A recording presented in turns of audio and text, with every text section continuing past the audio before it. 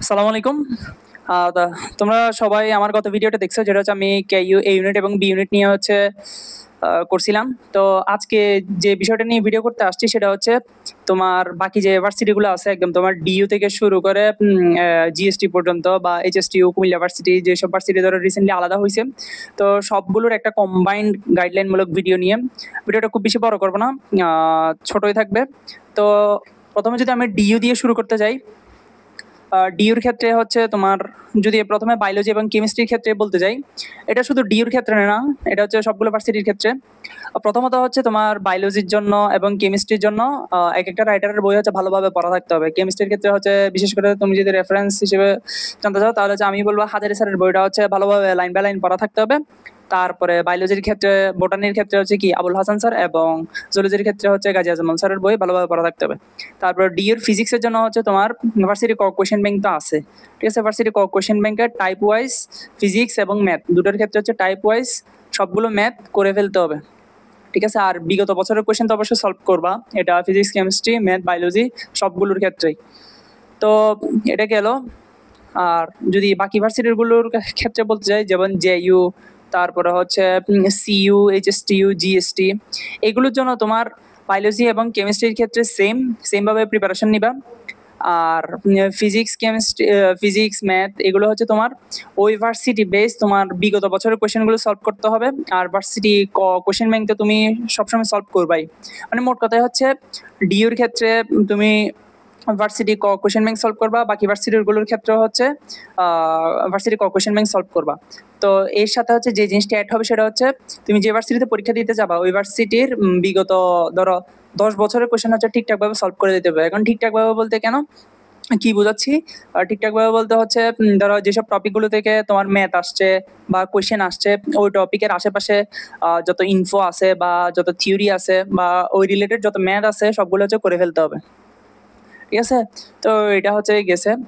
তারপরে এখন যদি কিছু ভার্সিটিতে হচ্ছে বাংলা, ইংলিশ, আইসিটি এইসব সাবজেক্টগুলো আছে আর কি, যেমন কেইউর ক্ষেত্রে, জেইউর ক্ষেত্রে, তারপরে আরো অনেক ভার্সিটিতে হচ্ছে তোমার আইসিটিটা দাগাইতে হয়। আর রাজশাহী বিশ্ববিদ্যালয়ের ক্ষেত্রে আইসিটিটা হচ্ছে দাগাতে হয়। তো আইসিটিটা তুমি কিভাবে পড়বা, আইসিটিটা হচ্ছে ওই ভার্সিটির বিগত বছরের কোশ্চেন সলভ করবা, তারপরে হচ্ছে মানে এমসিকিউ আর কি, এমসিকিউ, তারপর হচ্ছে বোর্ডের এমসিকিউ গুলো সলভ করবা। আর যদি বাংলা ইংলিশের ক্ষেত্রে বলতে চাই, ওটাও সেম। ও বিভিন্ন ভার্সিটি যে বাংলা ইংলিশ থেকে যে কোয়েশ্চেন গুলো আসে, বা তুমি তো বিজ্ঞান ইউনিটে পরীক্ষা দিতে যাচ্ছ, এই ইউনিট, তো এই ইউনিটের হচ্ছে বিগত বছরের কোয়েশ্চেন গুলো সলভ করবা আর কি, বা অন্যান্য ভার্সিটি গুলো সব একসাথে মানে কম্বাইন করে সলভ করবা। তারপরে এখন যদি কিছু সাজেস্টিভ কথাবার্তা বলতে যাই, সেটা হচ্ছে কোয়েশ্চেন খালি সলভ করলে তো হবে না। তো কোয়েশ্চেন সলভ করার পাশাপাশি হচ্ছে নিয়মিত রেগুলার পরীক্ষা দিতে হবে, ঠিক আছে। পরীক্ষা দিবা, পরীক্ষা দেওয়ার পরে অবশ্যই কিছু না কিছু তো ভুল হবে, এই ভুলগুলো হচ্ছে টুকাই রাখবা। ভুল বলতে ধরো তোমার একটা রিয়েকশন মনে থাকে না, বা এই টাইপের ম্যাথ মনে থাকে না, বা এই ইনফরমেশনটা মনে থাকে না, এগুলো হচ্ছে একটা খাতায় লিখে রাখবা এবং রেগুলার রিভিশন দিবা। রেগুলার বলতে হচ্ছে ধরো তুমি চাইলে সপ্তাহে একবার দেখতে পারো এসব ভুলগুলো, অথবা দেখতে পারো, সমস্যা নেই, 2-1বার দেখতে পারো। তো এইভাবে হচ্ছে কম্বাইন্ডলি প্রিপারেশনটা নিবা। আর ভুলে কিন্তু অবশ্যই ফোকাস করতে হবে, যেসব জিনিস ভুল করবা এগুলো হচ্ছে খাতায় টুকায় রাখবা।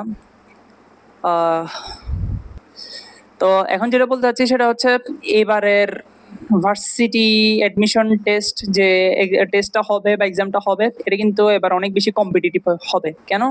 কারণ মানে এইচএসসি 25 ব্যাচ, যেটা 25 ব্যাচের ক্ষেত্রে কিন্তু তোমার এইচএসসি রেজাল্টটা অনেক ডাউনফল হয়েছে। অনেকে ধরো মেডিকেল প্রিপারেশন নিচ্ছিল, অনেকে ইঞ্জিনিয়ারিং প্রিপারেশন নিচ্ছিল, ওরা হচ্ছে ভার্সিটির দিকে হচ্ছে কনভার্ট হবে, ধরো এক্সপেক্টেড জিপিএ বা মার্কস আসে নাই সেজন্য। তো এই ফিল্ডটা অনেক কম্পিটিটিভ হবে।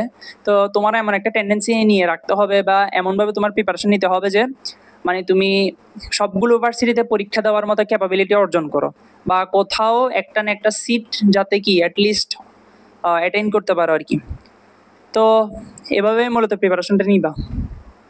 তারপরে আরেকটা জিনিস যেটা, সেটা হচ্ছে তোমার শর্ট সিলেবাসের চ্যাপ্টারগুলো পড়া শেষ হওয়ার পরে যদি টাইম পাও, তোমরা ফুল সিলেবাসের চ্যাপ্টারগুলো দেখবা।